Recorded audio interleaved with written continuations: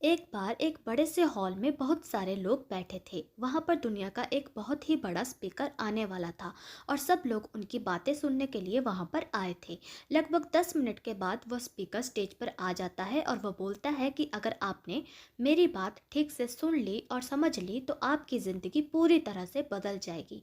उसके बाद वह अपनी जेब में से एक बिल्कुल नया चमकता हुआ 500 रुपये का नोट निकालता है और उसको ऊपर करके सबसे पूछता है कि ये नोट आप में से किसको चाहिए।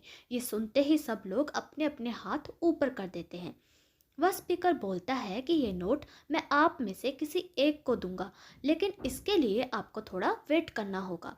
अब वह स्पीकर उस नोट को अपनी मुट्ठी में बंद कर लेता है और थोड़ी देर तक उसको मसलता है।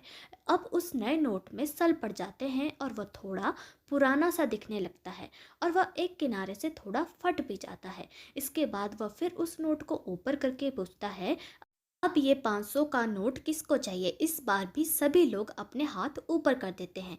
तब स्पीकर ने उस नोट को जमीन पर गिरा दिया और उस नोट पर 3-4 बार पैर रख दिया। इससे नोट और भी पुराना हो गया और उस पर थोड़ी मिट्टी भी लग गई थी। फिर उन्होंने उस नोट को ऊपर किया और पूछा कि अब बताओ, अब इस नोट को आप में से कौन लेना चाहता है।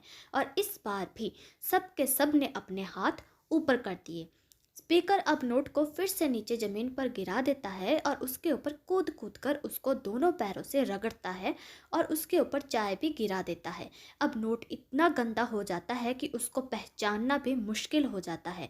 कोई भी उस नोट को देखता तो यही बोलता कि अब यह सिर्फ एक गंदा कागज का टुकड़ा है, अब यह बेकार है, इस दुनिया में इसकी कोई वैल्यू नहीं है। स्पीकर ने एक बार फिर उस नोट को उठाया और ऊपर करके सबसे पूछा, अब इस नोट को कौन लेना चाहता है। और इस बार भी सब के सब ने अपने हाथ ऊपर कर दिए। कितना भी गंदा पुराना मिट्टी में सना हुआ चाय का दाग लगा हुआ, लेकिन अभी भी वह 500 रुपये का नोट ही था। जिंदगी कई बार बड़े बड़े झटके देती है। आप एग्ज़ाम में फेल हो जाते हो या जॉब इंटरव्यू के बाद आपका सिलेक्शन नहीं होता। जब आपका बुरा समय चल रहा होता है और आप सिचुएशन का सामना कर रहे होते हो, उसके बाद आपको लगने लगता है कि आप सफलता के लायक ही नहीं हैं। आपको लगता है कि दूसरे लोग आपसे बेटर हैं और आप किसी काम के नहीं हो, आपकी कोई वैल्यू नहीं है।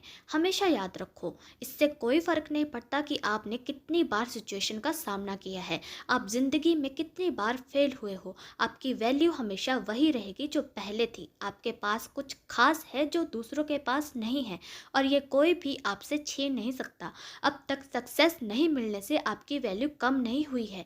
आप अभी भी अपने बारे में कितना भी लो फील कर रहे हो, उससे कोई फ़र्क नहीं पड़ता। जो लोग आपको अच्छे से समझते हैं, वो लोग आपके वैल्यू को उतना ही समझते हैं जितना कि पहले मानते थे। तो अपनी वैल्यू को समझो और कुछ बड़ा करके दिखाओ।